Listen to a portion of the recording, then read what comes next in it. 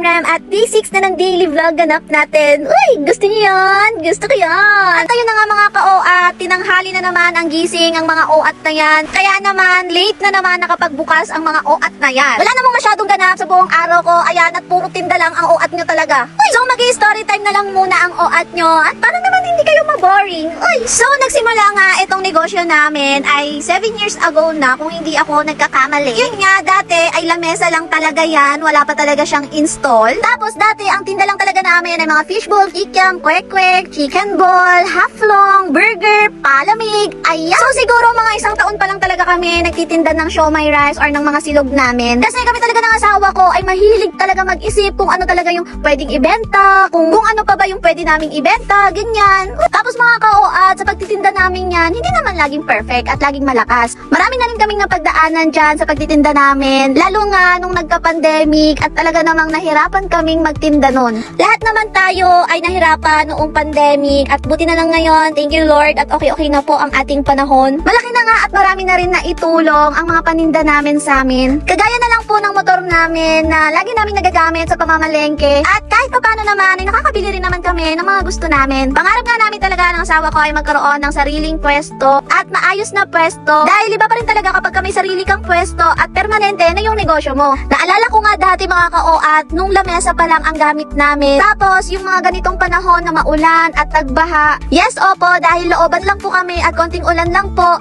ay talagang binabaha na dito sa amin. Kaya nung mga panahon na lamesa pa lang talaga ang gamit namin, napipilitan talaga kaming ipasok yung mga paninda namin. Kaya kapag ka nagnenegosyo ka talaga mga ka-OAT, hindi talaga natin maiiwasan ang mga pagsubok na darating, may stress ka, malulungkot. At sa bawat pagsubok na yon ay may saya rin naman pagkatapos. So balik na nga muna tayo dito sa pagtitinda namin mga ka-OAT. Nakapagluto nga ulit kami ng second batch ng aming rice. Dahil yung unang niluto nga ay naubos na. Dahil sunod-sunod yung mga bumili ng mga siomai rice at silog. Kapag nga talaga late na kami nagbubukas, ay nagagahol talaga kami. Lalo na kapag kaganyan na sunod-sunod talaga yung bumili pagkabukas namin. Pagkatapos nga namin magluto ng kanin dyan, ay may pa-order na ulit kami na silog. Nung uminto na nga ang mga bumibili at ito, nagpalamon ako sa asawa ko at umakyat ako sa kwarto dahil hindi ko na nga talaga kinakaya yung sakit ng puson ko. Ganyan nga lagi ang ganap ko kapag ka first day ko talaga. Relate na relate din dyan ang mga kababaihan na namimilipit na sa puson sa sobrang sakit. Tila nga gusto ko na lang suntukin yung pader dyan sa sobrang sakit ng puson ko. Kaya ni-wrestling ko na lang talaga itong teddy bear na to. Uy, nagpahinga nga lang ako ng konti dyan mga ka-OAT at nung okay na nga yung pakiramdam ko ay bumaba na rin ako at ito nakita ko yung asawa ko may pa-order na ang daming haplo. Buti na nga lang talaga at bumaba na ako dyan dahil tatakbo tong asawa ko para bumili ng tinapay dahil kulang yung tinapay na para dito sa haplong. Uy,